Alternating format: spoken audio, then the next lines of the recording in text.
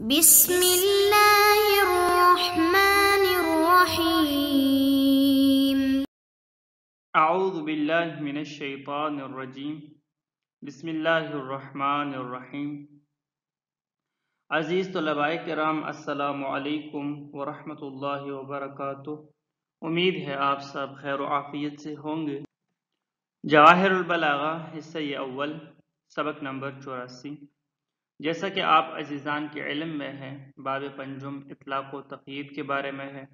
کبھی کبھار کلام کو مطلق لایا جاتا ہے، جبکہ کبھی کبھار بعض اغراض بلاغی کے تحت کلام کو مقید لایا جاتا ہے۔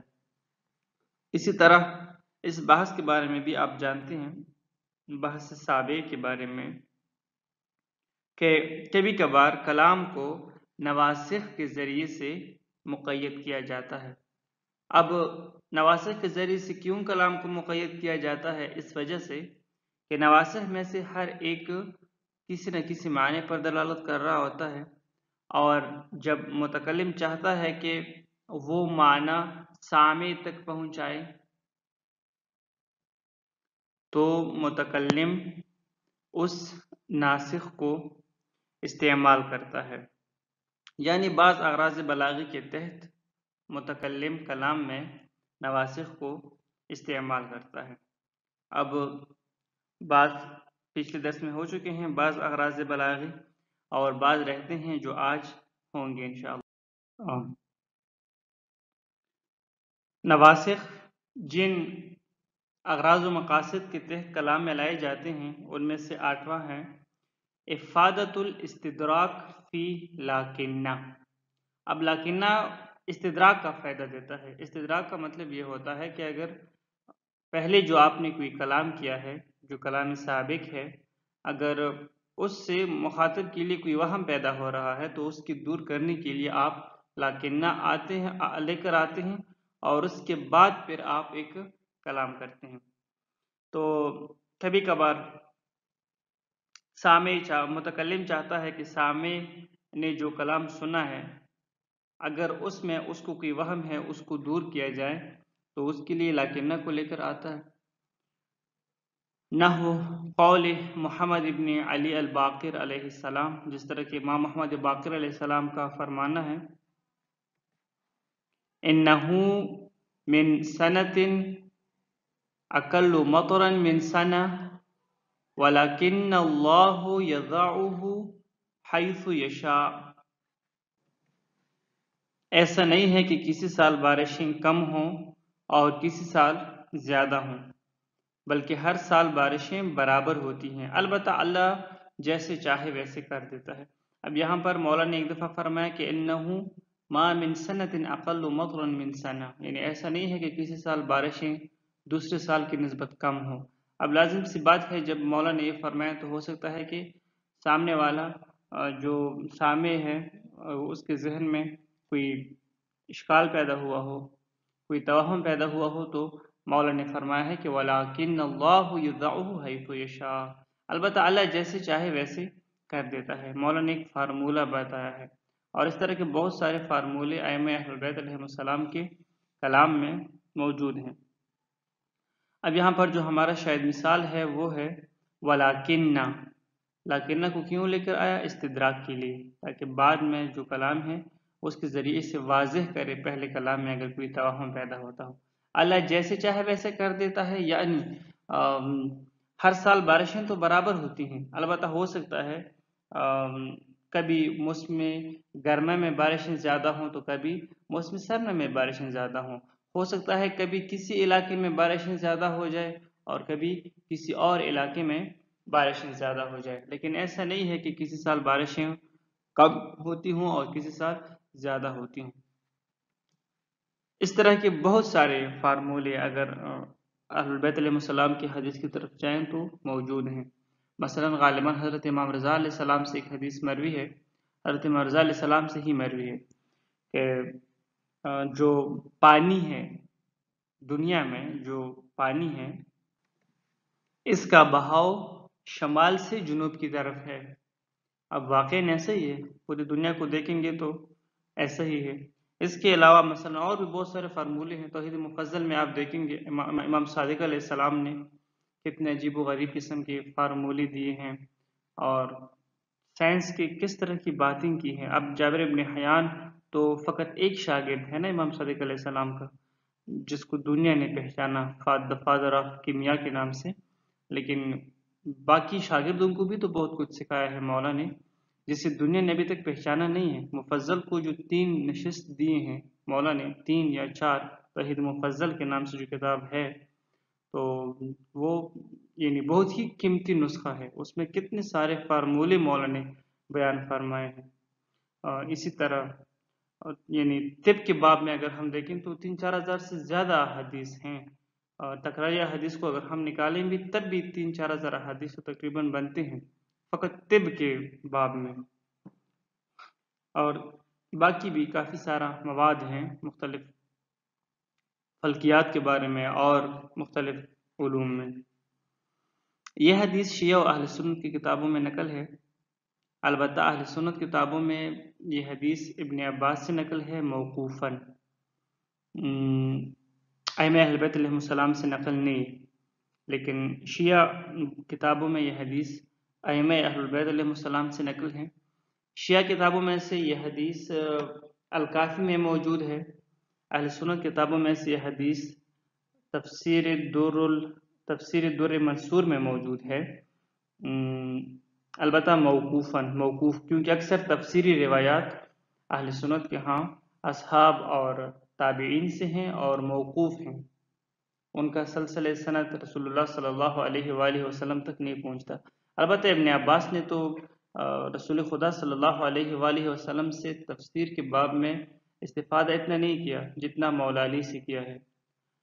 مولا علی علیہ السلام سے معصومین کے علاوہ یعنی امام حسن علیہ السلام اور امام حسین علیہ السلام کے علاوہ جو ان کے شاگرد تھے ان میں سے سب سے زیادہ استفادہ تفسیر کے باب میں جس طالب علم نے کیا ہے یعنی جس شاگرد نے کیا ہے مولا کے شاگردوں میں سے، وہ ابن عباس ہے. مولا کے اصحاب میں سے اور مولا کے شاگردوں میں سے وہ ابن عباس ہے. ابن عباس نے امام علی علیہ السلام سے بہت کچھ سیکھا ہے اور بہت کچھ نقل بھی ہے ابن عباس سے، یعنی مولا علی علیہ السلام سے نقل بھی کیا ہے ابن عباس نے. اور ابن عباس مولا علی علیہ السلام کے علم سے بہت زیادہ متاثر بھی تھے. حتیٰ کہ اہل سنت کے ایک کتاب میں نقل ہے کہ تمام اصحاب النبی کا علم مولا علی کے علم کے مقابلے میں ایسا ہے جس طرح کے ایک گہرے سمندر کے تہ میں جو پانی ہوتا ہے وہ، اور ایک دیگ کے تہ میں جو پانی ہوتا ہے وہ، یعنی تمام اصحاب کے علم کو دیگ کے تہ میں پانی قرار دیا ہے اور دیگ کے تہ میں جو تری بچتی ہے وہ قرار دیا ہے، اور مولا علی کے علم کو ایک گہرے سمندر کے تہ میں ابھی کتنا پانی ہوتا ہے وہ تو حیران کن بات ہے نا. تو وہ یعنی اس طرح کا مثال دے کر ابن عباس نے مولا علی کے علم یعنی کو واضح کیا ہے اور تشبیہ دی. اور ایسے ہی ہے ہم دیکھتے ہیں کہ مولا علی علیہ السلام نے یعنی ایک تو یہ ہے نا کہ رسول خدا صلی اللہ علیہ وآلہ وسلم سے اصحاب نے کچھ نقل کیا. اب وہ تو اپنی جگہ پر، اگر ہم وہ ائمہ اہل بیت کی طرف آ جائیں تو لازم سی بات ہے ائمہ اہل بیت علیہ السلام نے مولا علی سے ہی تو علم حاصل کیا ہے، اور اگر ہزاروں کی تعداد میں حدیث ہیں تو وہ اسی سے ہی تلی ہیں، تو اس حوالے سے بھی مقدم ہے ائمہ اہل بیت علیہ السلام اور مولا علی. لیکن ایک ہوتا ہے کہ مثلا فقط حدیث نقل کرنا، ایک ہوتا ہے کہ علم کو کریٹ کرنا، علم کو ایجاد کرنا، خود کوئی علم دینا. تو خود علم دینا اصحاب میں سے بہت کم ہیں جنہوں نے خود علم دیا ہے، جن سے موقوف روایات نقل ہیں تفسیر کے بارے میں. مثلا ابن عباس ہیں ان میں سے یا 2-4 اور ہیں، باقی اتنے نہیں ہیں. انہوں نے احادیث ضرور نقل کی ہیں، خود علم کریٹ نہیں کیا. لیکن مولا علی علیہ السلام ہی تو ہیں کہ جو علوم اسلامی کے بانی سمجھے جاتے ہیں، اور انہوں نے یہ جو علوم اسلامی ہیں اگر ہم دیکھیں تو یہ اسی نے ہی تو کریٹ کیے ہیں، ایجاد کیے ہیں، اور ان کا بانی مولا علی علیہ السلام ہی ہیں. تو لازم سی بات ہے مولا علی علیہ السلام کے علم کا کوئی ثانی نہیں ہے. شیعہ اہل سنت سب اس بات کا اقرار کرتے ہیں، بلکہ اہل سنت بکس میں نے خود پڑھا ہے، بعض بکس میں تاریخ عربی ادب کی تاریخ نامی کتاب ہے، اس میں واضح طور پر یہ لکھا ہوا ہے کہ سلف اور خلف میں مولا علی جیسا کوئی عالم اسلام میں پیدا نہیں ہوا، عالم اسلام میں اس جیسا کوئی پیدا نہیں ہوا جس نے دعویٰ کیا ہو سلونی سلونی قبل ان تفقدونی۔ شیعہ اہل سنت بکس میں موجود ہے کہ انا مدینۃ العلم وعلی بابھا، واضح حدیث ہے، اہل سنت اور شیعہ کتاب میں موجود ہے۔ البتہ یعنی پھر بھی تعجب کی بات ہے کہ اہل سنت نے بہت کم روایات لی ہیں مولا علی سے اور اہل البیت علیہم السلام سے۔ خیر اس کی وجہ اس دور کی حکومتیں تھی اور ان کی طرف سے پابندیاں تھیں مولا علی پر۔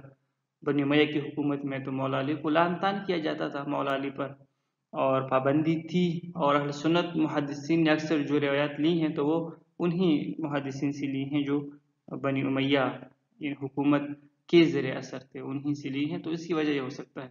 البتہ مسلسل سے بخاری میں فقط 11 حدیث مولا علی سے نقل ہیں، تکرار کو نکالیں گے تو 11 حدیث بنتے ہیں جو میں نے خود ریسرچ کی ہے اس کے مطابق۔ صحیح مسلم میں 25 احادیث ہیں، تو کچھ بھی نہیں ہے نا، انا مدینۃ العلم وعلی بابھا، دوسری طرف فقط 25 احادیث، کچھ بھی نہیں ہے۔ الرجاء فی لعلہ نحو قول جعفر ابن محمد الصادق عن ابیہ، رجاء یعنی امید، کبھی کبھار لعلہ جملے میں آتا ہے تو لعلہ کیا فائدہ دیتا ہے، غرض بلاغی کیا ہوتا ہے، امید کا فائدہ دیتا ہے، یعنی امید کا معنی دیتا ہے۔ انہو قال، جس طرح کہ امام محمد باقر علیہ السلام کا فرمانا ہے، اذا سجد احدکم فلیباشر بکفیہ الارض لعل اللہ یدفع عنہ الغل یوم القیامہ۔ یہ روایت مولا علی علیہ السلام سے بھی نقل ہے ثواب الاعمال میں، اور علل الشرائع میں یہ روایت نقل ہے امام محمد باقر علیہ السلام سے۔ فرماتے ہیں جب تم میں سے کوئی سجدہ کرتا ہے تو اپنے دونوں ہتھیلیوں کو زمین پر رکھو، شاید اس کے بدلے میں اللہ بیڑیاں یعنی توق بیڑیاں قیامت کے دن ایسے شخص سے دور کر دے۔ البتہ ہتھیلیوں کا زمین پر رکھنا واجب ہے، اس کا مطلب یہ نہیں ہے کہ مستحب ہے۔ وہ جو قرآن میں کہا جاتا ہے نا لعلکم تتقون، تو یہ اسی معنی میں لعل اللہ یدفع عنہ الغل کا لفظ استعمال ہوا ہے۔ اس کا مطلب یہ نہیں ہے کہ مستحب ہے کہ آپ کی ہتھیلیاں زمین پر لگی ہوئی ہوں یا نہ ہو، نہیں، ہتھیلیوں کا زمین پر لگانا واجب ہے۔ یہاں پر جو لعلہ اس حدیث میں استعمال ہوا ہے یہ رجا کے معنی میں ہے۔ البتہ مجھے نہیں معلوم یہ حدیث اہل سنت کے ہاں موجود ہے یا نہیں ہے۔ شیعہ منابع میں یہ حدیث موجود ہے، بہار میں ہے، ثواب الاعمال میں ہے اور علل الشرائع میں ہے۔ التمنی فی لیتا، کبھی کبھار تمنی یعنی نواسخ میں سے اگر لیتا کبھی کسی کلام میں آ جائے تو تمنی کا فائدہ دے گا، غرض بلاغی وہاں پر تمنی ہوگی۔ نحو قول امیر المؤمنین علیہ السلام فی الدعاء، جس طرح کہ مولا امیر علیہ السلام کی ایک دعا ہے، لیت شعری فی غفلاتی امعرض انت عنی ام ناظر الی ولیت شعری فی طول منامی وقلت شکری فی نعمک علی ما حالی۔ اب یہاں پر لیتا کا جو استعمال ہوا ہے وہ تمنی کے معنی میں آیا ہے۔ اے کاش میں جانتا کہ غفلت کے وقت تو مجھ سے منہ تو اے کاش میں جانتا کہ غفلت کے وقت تو مجھ سے منہ موڑ لیتا ہے یا نہ، بلکہ مجھ پر نظر رحمت کیے ہوئے ہیں۔ اے کاش میں جانتا کہ لمبی نیند کی صورت میں اور آپ کی نعمتوں کے مقابلے میں کم شکری کی صورت میں میرا حال کیا ہے۔ مولا علی علیہ السلام کی مناجات واقعاً بہت پر اثر ہے، اور امام سجاد علیہ السلام کی جو دعائیں ہیں، اہل البیت علیہ السلام سے جتنی بھی دعائیں منقول ہیں وہ بہت ہی حیران کن ہیں، بہت ہی فصیح و بلیغ ہیں، اور ان میں جو توحید کے معارف ہیں، جو علم کے سرچشمے ہیں ان میں، اور جو عرفان کی ایک کیا کہتے ہیں لذت ہے وہ انتہا درجے پر ہے۔ اسی وجہ سے صحیفہ کاملہ کو زبور آل محمد بھی کہا جاتا ہے۔ آپ آج بھی اگر دیکھیں نا بائبل میں جو زبور موجود ہے، زبور یعنی حضرت داؤد علیہ السلام کا جو کتاب ہے زبور، جس میں حضرت داؤد علیہ السلام کی مناجات جمع ہے، تقریباً 150 مناجات زبور کے اندر جو حضرت داؤد علیہ السلام کے ہیں وہ موجود ہیں۔ تو البتہ وہ چاشنی تو ان مناجات کی ابھی نہیں رہی، پھر بھی بہت پر اثر ہے، لیکن وہ چاشنی پھر بھی نہیں ہے، کیونکہ داؤد علیہ السلام نے عبرانی میں وہ مناجات کیے ہیں، اور پھر ان کا یونانی میں ٹرانسلیشن، پھر انگلش میں، پھر یا مثلا عربی میں، پھر اس کے بعد اردو میں۔ تو البتہ وہ فصاحت و بلاغت تو ان کی نہیں رہی، وہ چاشنی تو نہیں رہی جو عبرانی میں مثلا داؤد علیہ السلام کیا کرتے تھے، لیکن ابھی بھی کافی پر اثر ہیں وہ مناجات۔ اگر آپ صحیفہ کاملہ کو دیکھیں، اہل البیت کی دعاؤں کو دیکھیں اور ان مناجات کو دیکھیں، تو آپ واقعاً پائیں گے کہ داؤد علیہ السلام کی مناجات کو بھی آپ درک کریں گے کہ وہ مناجات کس پائے کے تھے، یعنی بہت ہی اعلیٰ پائے کے مناجات ہیں، اور اہل البیت کی مناجات کو بھی درک کریں گے کہ اہل البیت نے جو دعائیں دی ہیں، یعنی جو دعائیں کی ہیں، جو مناجات کی ہیں، ان کی طرح کسی نے بھی اہل اسلام میں سے، بلکہ غیر مسلمانوں میں سے کسی نے بھی اس طرح کی مناجات نہیں کی، کسی سے بھی اس طرح کا کلام خدا کے ساتھ مروی نہیں ہے جو ان سے مروی ہے۔ پھر طولانی دعائیں ہیں، دعائے کمیل ہے، دعائے عرفہ ہے۔ حضرت داؤد علیہ السلام نے جو تشبیہات دیے ہیں اپنے مناجات میں، اور اہل البیت علیہ السلام نے جو تشبیہات دیے ہیں اپنے مناجات میں، کافی مشابہت ہیں ان میں، وہ ضرور پڑھیں، بہت ہی حیران کن ہیں اور پر اثر ہیں۔ المقاربہ فی کادا و قربا و اوشکا فقول النبی، یہ جتنے بھی افعال مقاربہ ہیں یہ اگر کلام میں آ جائیں، یہ بھی نواسخ میں سے ہیں، تو یہ قرب کا فائدہ دیتے ہیں کہ فعل کو کسی چیز کے قریب کر دینا، جس طرح کہ رسول اللہ صلی اللہ علیہ وآلہ وسلم کا فرمانا ہے انی اوشکو، البتہ انی اوشکا ہونا چاہیے، انی اوشکا ان ادعا فاجیب وانی تارک فیکم الثقلین کتاب اللہ حبل ممدود من السماء الى الارض وعطرتی اہل بیتی۔ انی اوشکو یا انی اوشکا، جو بھی ہے، مختلف عبارات میں یہ روایت شیعہ اہل سنت کتاب میں موجود ہے اور درجہ اول کی کتابوں میں موجود ہے، مثلا صحیح مسلم میں موجود ہے، اس کے علاوہ مسند حنبل میں موجود ہے، اور بھی شیعہ اہل سنت بکس میں روایت یعنی کیا نام ہے کثیر تعداد میں موجود ہے، مسند احمد میں موجود ہے، رسول اللہ صلی اللہ علیہ وآلہ وسلم کے 35 اصحاب سے روایت موجود ہے، 35 اصحاب سے یہ روایت شیعہ سنی کتابوں میں موجود ہے، اور یہ ان روایت میں سے ہے کہ جس کا تواتر انتہا درجے پر ہے، جس کے اسناد یعنی بہت زیادہ ہیں، 50-60 سے بھی جس کی سندیں زیادہ ہیں ان روایات میں سے۔ یہاں پر جو ہمارا وہ ہے شاید مثال ہے وہ انی اوشکو ہے، لگتا ہے کہ میرا وقت رحلت آن پہنچا ہے، یعنی وقت رحلت آن پہنچا ہے، کیونکہ اوشکو ان، اور میں اللہ کے بلاوے کو جواب دینے کو ہوں، یعنی وہی نا فعل کو کسی چیز کے قریب کر دینے والا معنی دیا ہے، بلاوے کو جواب دینے کو ہوں، بس اسی لیے میں تمہارے مابین 2 گران قدر چھوڑ کر جا رہا ہوں، یعنی 2 گران قدر چیزیں چھوڑ کر جا رہا ہوں، اللہ کی کتاب اور میری اطرت۔ اللہ کی کتاب آسمان و زمین کی طرف کھینچی ہوئی اس کی رسی ہے، اور میرے اہل البیت۔ البتہ تعجب کی بات ہے کہ ہم نے خدا کی کتاب کو بھی چھوڑ دیا ہے اور اہل البیت کو بھی چھوڑ دیا ہے، یعنی ان دونوں کا ہم نے حق ادا نہیں کیا، امت نے اہل البیت کا بھی حق ادا نہیں کیا ہے اور قرآن کے بھی حق ادا نہیں کیا، بلکہ اہل البیت کون ہیں اس کے اوپر بھی امت جھگڑ رہی ہے۔ میں نے اس دفعہ جو ریسرچ کی پچھلی سال کہ اہل البیت کون ہیں، تو 11 نظریے تو مجھے ملے۔ اب تعجب کی بات ہے، جس چیز کو قرآن نے، حدیث نے، شیعہ سنی اکابر محدثین نے، علماء نے واضح طور پر اپنی کتابوں میں بیان کیا ہے، پھر بھی ہم اس میں جھگڑ رہے ہیں۔ الیقین فی وجد و الفا و درا و عالمہ، یہ جو ہے یہ یقین کے معنی میں غالباً افعال قلوب ہیں.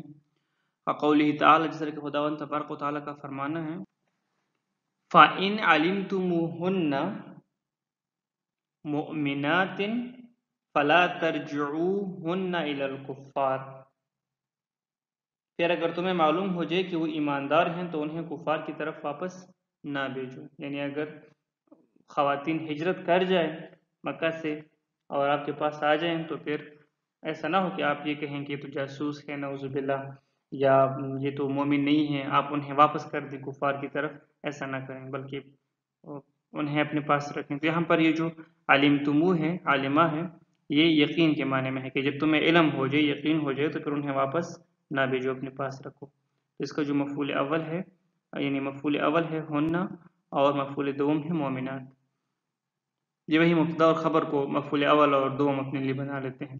ظن فی خالہ و زعما و حسبہ، اور یہ خالہ، خلتو، زعمتو اور حسب تو یہ جو ہیں یہ ظن کا فائدہ دیتے ہیں. کا قول شاعر، جس طرح کے یہ شعر ہیں ما زلتا تتبع ما تولی یدن بیدن حتی ظننتو حیاتی من ایادیکم، تو ہمیشہ مجھے کوئی نہ کوئی نعمت دیتا رہتا ہے، مجھے گمان ہونے لگتا ہے یا مجھے گمان ہونے لگا ہے کہ یہ زندگی بھی تیری نعمتوں میں سے ایک نعمت ہے. اب یہاں پر ظننتو کو شاید مثال لے کر آئے ہیں. یہاں پر ہمارا جو شاید مثال ہے وہ ظننتو ہے، یعنی گمان کے معنی میں ہے، حتیٰ کہ مجھے گمان ہونے لگا ہے. التحویل فی اتخذ و جعل و سیرہ، اس کے علاوہ بعض تحویل کا معنی دیتے ہیں. تحویل وہی تحول یعنی تبدیلی کے معنی میں آتے ہیں. البتہ وہ اوپر جو تھے وہ اسم اور مثلا اسم مبتدا اور خبر کو اپنے لیے اسم اور خبر بنا دیتے تھے، اور یہ جو ہیں افعال قلوب یہ انہیں اپنے لیے مفعول اول اور مفعول ثانی بنا دیتے ہیں، اور ہے وہی کا قولہ تعالی، جس طرح کہ خداوند تبارک و تعالیٰ کا فرمانا ہے وَإِذْ قَالَ إِبْرَاهِيمُ رَبِّ اجْعَلْ هَٰذَا بَلَدًا آمِنًا، البقرہ آیت نمبر 26. اور جب ابراہیم نے فرمایا کہ پروردگار اس شہر کو تبدیل کر دے، کس چیز میں تبدیل کر دے؟ امن کی شہر میں تبدیل کر دے. بلدن آمنا، امن کی شہر میں تبدیل کر دے. یہاں پر تبدیلی کے معنی میں ہے. جعل، اجعل، جعل تبدیلی کے معنی میں. والسلام علیکم ورحمۃ اللہ وبرکاتہ.